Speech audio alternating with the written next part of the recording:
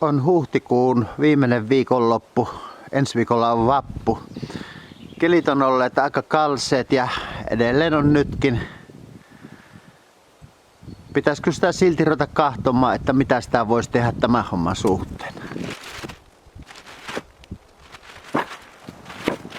Homma pitäisi aloittaa noista laipion kannattajahirsistä ja ne on nyt tässä nämä kaksi. Eli niiden putsaaminenhan se olisi ensimmäinen homma. Katsotaan miten se olisi riittävän puhas, mutta nyt se pitäisikin saada tonne ylös ja siinä sitä onkin hommaa. Pitäisikö se ekaksi koittaa tämä ohut pää nostaa tänne ja työntää se sitten tuolta tuonne.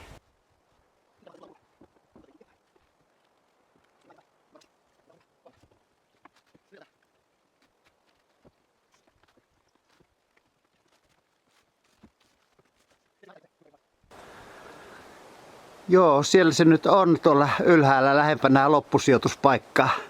Loppusiirtely olikin helppoa, se oli vain toisesta ja toisesta päästä vuorotellen. Sitten pitäisi tälle toiselle hirrelle tehdä sama juttu.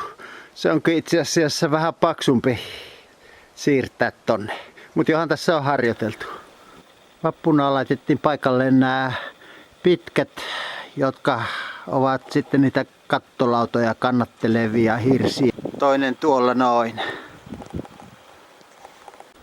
Sitten lauantaina 4. päivä toukokuuta valkattiin, puhistettiin ja nostettiin paikalle nämä päätykolmion ensimmäiset hirret ja tänään sunnuntaina minä sitten laitoin nämä 2 jo tähän paikalleen.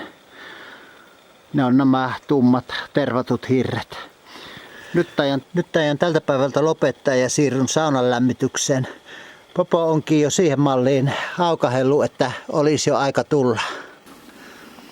Siitäpä se sauna rupeaa lämpenemään ja tuohon kiukalle laitetaan makkarat ja piirakka aura juuston kerran.